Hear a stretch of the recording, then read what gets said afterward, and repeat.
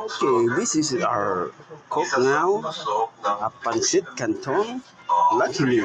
Dedication and passion, you have brought Japan into the heart of people, making it the Syrup.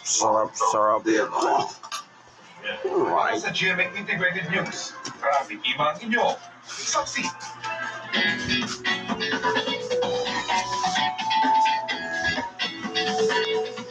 Karaniwang nakamotorsiklo ang mga taga-deliver ng parcel. Pero ang isang babaeng taga-deliver sa Quezon City, naglalakad.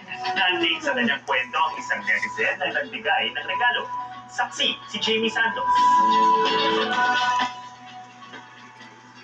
Araw-araw naglalakad si Jeneline bitbit ang mga naglalakihang bag.